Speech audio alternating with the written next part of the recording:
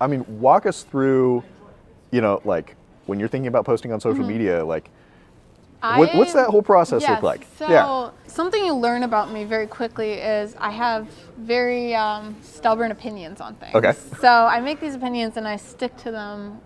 I just stick to them.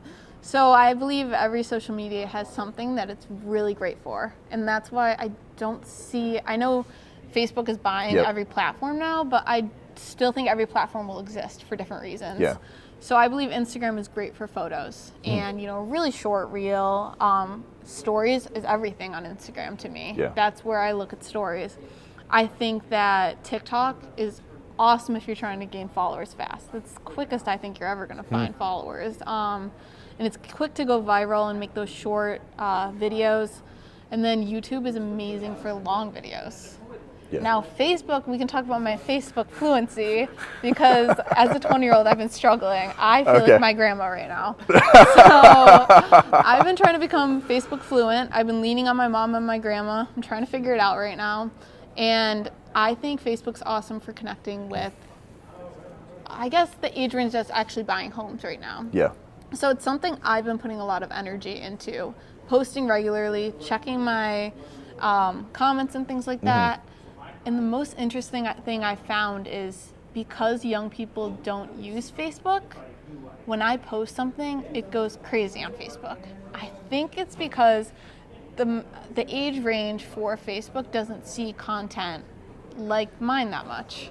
I don't know if that's right or not, but I post a lot of just what I would call a photo dump on Instagram. I post that on Facebook, which isn't as common. It's usually just, someone's kids at the pumpkin patch and it's 8 of the same photo. Yep. I'm posting a lot of photos from a week or a month, and I post those and I just get so much interaction from it. It's wild. Yeah. And the people that are interacting with that are like your peers in your sphere? Not my age range, no. No, okay. Outside. So my age range isn't on Facebook, which is the crazy thing. So maybe it gives me a little more freedom because no one I know is looking at it. However, no, it's all older people. And I think it's almost like reinventing the wheel. This is already happening on Instagram. This is probably happened on TikTok 2 weeks ago, right? Yep. Everything has a different, I was even joking about it on the side that I think everything I've watched on TikTok, I know my friends on Reels are going to see 2 weeks later.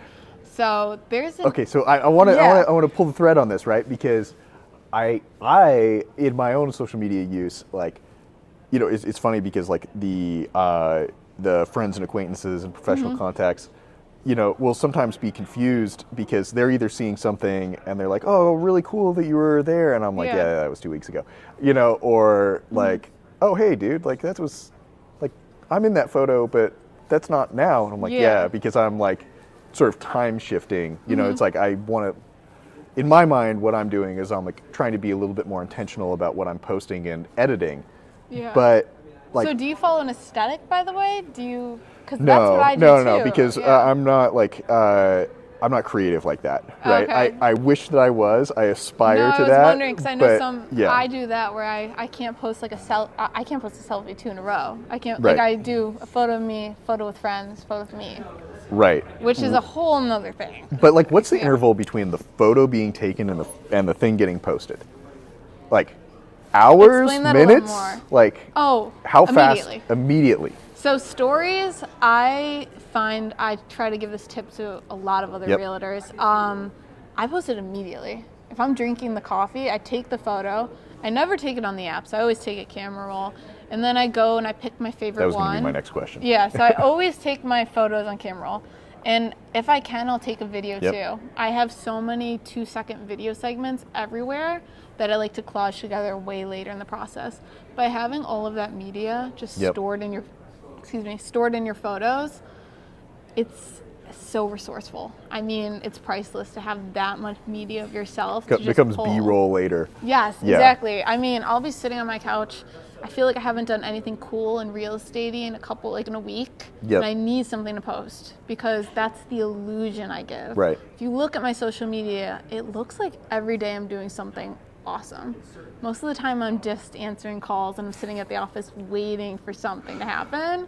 But if you look at my social media, It looks like I'm constantly on the go. I'm constantly putting together closing gift baskets. I'm talking at cool seminars and things. I hype everything up, and that's why people think I'm so busy. Are you saying that social media is not real life? I don't want to break the illusion for you, but yes. Oh, okay. I know. But my social media is real life. So, yeah, to my clients and to my family and friends. Okay, there you go.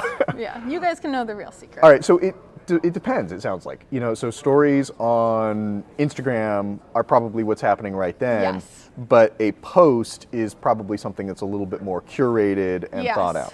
Posts, Instagram stories, they disappear after 24 hours. I just post it and I let it go. Right.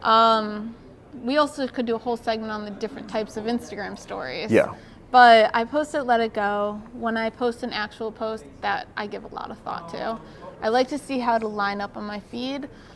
When I look at someone's profile, it doesn't matter what app it is, I can tell when they've put time and energy into it based on how cohesive it is. And it doesn't mean that it has the same type of font. It doesn't mean that it has the same filter. What it means is that it's almost like, it's a selfie, then it's always like a photo of nature, and then it's a photo with friends. You're able to subconsciously see those things, and it looks more put together. Yeah. Kind of sounds a little crazy, but you're able to subconsciously do that, and so when you take the time to look at it, you'll notice. Right, and I think that, maybe Instagram even has pushed this idea into the space where it's like the stories are a little bit more authentic. Yes. And it is interesting to talk to people about this because you'll hear people putting a lot of weight on like being authentic, but then if you look at a lot of like successful people on Instagrams, like maybe we could just at this point call it a front page. Yeah. It's highly curated. Yeah. I right? like that front page. Yeah. I mean, that's what it is. Yeah. It's what you're putting out there. I Right. mean, what is that book thing? You look at the book cover, not the title, right? The book cover, not what's actually in there.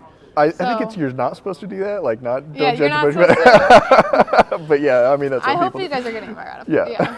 So I think that's what it is. You want a really pretty cover. Yeah. And that's. Yeah. Right. Exactly. People buy into that, definitely. Right.